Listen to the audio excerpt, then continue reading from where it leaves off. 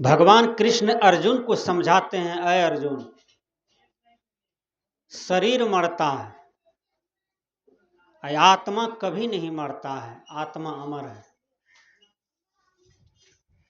यही बात को समझाते समझाते अर्जुन के मोह को दूर कर दिए, गीता ग्रंथ बन गया।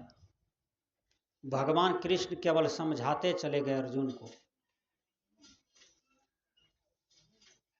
तो शरीर दिखाई पड़ता है, आत्मा तो दिखाई नहीं पड़ता है। आत्मा अदृश्य है, दृश्यमान नहीं है। नीति वेद के ऋषि कहते हैं, अहम शुद्ध चैतन्य ज्ञान स्वरूपम अजरहम अमरहम अखंडम अनुपम। मैं शुद्ध चेतन आत्मा हूं, अजर हूं, अमर हूं, अखंड हूं और अविनाशी हूं। कोई किसी को मारता है तो उनके शरीर को मारता है। कोई किसी के नाश का कारण बन जाता है तो शरीर नाश होता है, आत्मा का नाश नहीं होता। नैनम छिंदंती शस्त्राणि नैनम दहति पावकः न चैनम कलेद्यन्त्यापो न शोष्यति मारुतः। हे अर्जुन, इस आत्मा को न शस्त्र काट सकते हैं, न पानी भिगा सकती है, न वायु सुखा सकते हैं, न तो अग्नि जला सकती है। आत्मा का कोई बिगाड़ नहीं सकता है। आत्मा कभी भी किसी का स्पर्शन का चीज नहीं है। आपके बूढ़े दादा डेट करते हैं, सब आदमी चारों तरफ से घेर लीजिए। कोई पानी दे रहा है, कोई गंगा जल दे रहा है, कोई कहता है लंबा सांस चल रहा है, कोई कहता है चला गया, कोई कहता है थोड़ा है। लेकिन जब आत्मा जा रहा है तो किसी को दिखाई पड़ा कि ये आत्मा है, अब निकल रहा है, पकड़ लेते हैं मुट्ठियों में और फिर घुसा देंगे दादाजी के मुंह में। आत्मा पकड़ में नहीं आता है। एक बार प्रयोगशाला में प्रयोग किया गया, सारे वैज्ञानिक मिलकर के मरने वाले आदमी को मोटा शीशा में पैक कर दिया। कहीं बाहरी कोई आगमन नहीं, क्योंकि वो जाने ही वाले थे, और उसको पैक कर दिया मोटा शीशा में, ताकि परीक्षण हो कि शरीर भी होता है और आत्मा भी होता है। वैज्ञानिक नहीं मानता था, लेकिन वैज्ञानिक उसी दिन माना कि शरीर में आत्मा होता है, जान होता है, जीव होता है, जो कि शरीर अलग है, आत्मा अलग है। शरीर अलग है, जीव अलग होता है। तो जब वो आत्मा निकला तो जिस रास्ते से आत्मा निकला तो वहां शीशा चढ़क गया था, थोड़ा फूट गया। पहले नहीं था, सबका निरीक्षण परीक्षण के साथ ठोक ठाक के काम हुआ था। तो आत्मा घर बनाता है, जैसे हम लोग घर बनाते हैं, कोई टीना का, कोई फूस का, कोई मकान का, कोई 30 मंजिल का, कोई 20 मंजिल का। उसी प्रकार ये आत्मा घर बनाता है। कोई गाय वाला घर में है, कोई बैल वाला घर में है, कोई नेढ़िया घर में है, कोई मूस चीच बिलाय, ये सब घर में है, ये सब घड़े हैं। कोई मनुष्य तन में है, यह भी घड़े हैं। जब आंधी आती है तो देखते हैं बहुतों घर उजाड़ देता है। बीमारी रूपी आंधी आती है तो बहुतों घर उजड़ जाता है, नष्ट हो जाता है, आदमी मर जाता है।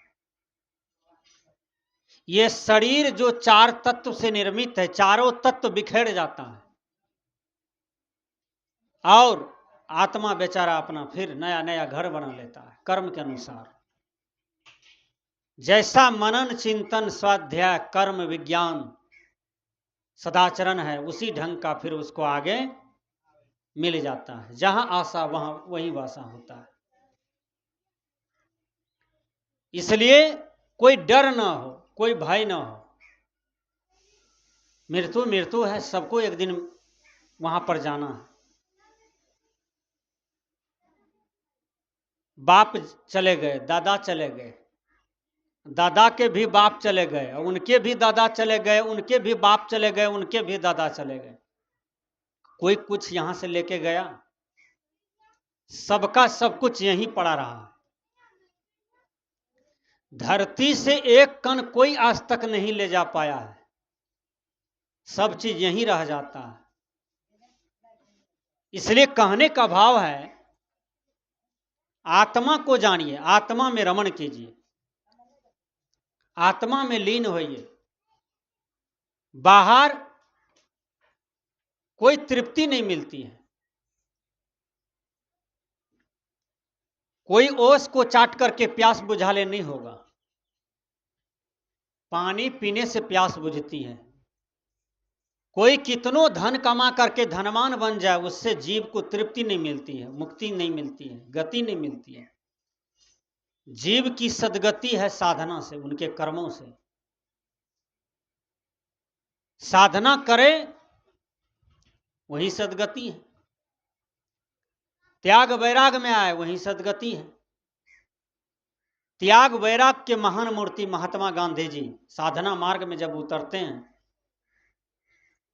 तो महात्मा गांधी अपनी पत्नी को मां बना लिया। देखिए साधना मार्ग कितना ऊंचा है। महात्मा गांधी अपनी पत्नी को मां बना लिया।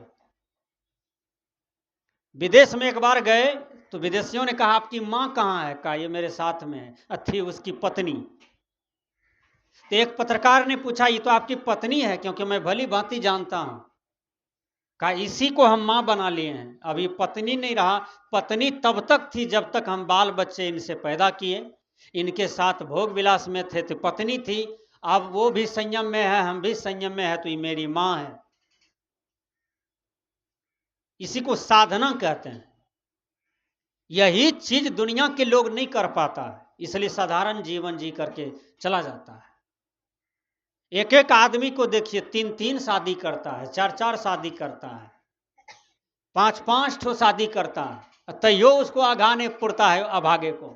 इतना हार चाम में मस्त रहता है, इतना हार चाम के भोग में मस्त रहता है। ये हार और चाम से क्या मिलने वाला है? कुछ हो नहीं है। ढोलक में चमड़ी लगा हुआ है, उसको छू लीजिए या अपना चमड़ी छू लीजिए, बराबरे है। बकरी का चाम छू लीजिए, गाय माल का चाम छू लीजिए, कुत्ता बिल्ली का चाम छू लीजिए, स्पर्श कर लीजिए या अपना छू लीजिए, ऐसे बातें क्या है? कहाँ फर्क मालूम पड़ता है? इसलिए हार चाम सदगुरु कबीर कहते हैं, जो इनको बारंबार पहचानता हो, चमार तो वही है।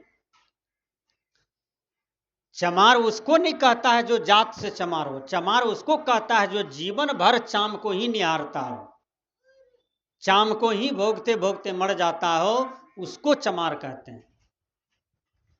हम लोग जात वाला चमार से नफरत मानते हैं, लेकिन वह ब्राह्मण से भी श्रेष्ठ है। यदि उसके गला में कंठी है, वैष्णव है, साधना करता है, यदि वह साधु सेवा करता है, यदि वह भारतीय संविधान नियमों को पालन करता है, मानवतावादी विचार को पालन करता है, तो वह चमार ब्राह्मण पर भी श्रेष्ठ है, ब्राह्मण पर भी भारी है। क्योंकि व्यक्ति कर्म से बड़ा होता है और कर्म से छोटा होता है। इसलिए मैंने कहा कि आत्मा को जानने का प्रयास करें। शरीर आत्मा नहीं है, यह आत्मा शरीर नहीं है, दोनों में फर्क है। शरीर में सब इंद्रियां पड़ा हुआ है, सब चीज है, केवल आत्मा चले जाए तो शरीर को कोई कहेगा मेरा बेटा है, बेटी है, पति है, पत्नी है या कोई है। केवल आत्मा निकल जाए तो शरीर से कोई आपका संबंध नहीं है, केवल वो मुर्दा हो गया, आपका कोई रिश्ता नाता नहीं है। इसलिए भगवान कृष्ण गीता में कहते हैं, अर्जुन आत्मा की प्रकृष्ठा को जानो, आत्मा की शक्ति को जानो। अर्जुन तुम एक बार जन्म नहीं लिया है, तुम हजारों बार जन्म लिया, करोड़ों बार जन्म लिया, असंख्य बार जन्म लिया इस पृथ्वी में, लेकिन वही जन्म मरण का झेल अब तक है। इस जन्म मरण की झेल से यदि तुम मुक्त होना चाहते हो अर्जुन, तो वासना की पुड़िया को समाप्त कर दो। ये कबीर साहब कहते हैं, दादा भाई बाप के लेखों चरणन हुई हो बंदा, अब की पुड़िया जो निर्बारे सोई जन सदानंदा। कहते हैं मैं तुमको दादा कहता हूं, मैं तुमको बाबा कहता हूं, मैं तुमको परदादा कहता हूं, लेकिन मेरी बात मानो। कहा क्या? का ये जन्म मरण का झेल जिस विषय वासना को लेकर के है, उनको साधना से जीतो, उनको मारो, उनको खत्म करो, देखो फिर जन्म मरण का झेल समाप्त हो जाएगा। इसलिए सदगुरु कबीर कहते हैं कि साधना करो, कर्मों की सुधार दुनिया में सबसे बड़ी साधना है। हमारा कर्म सही हो,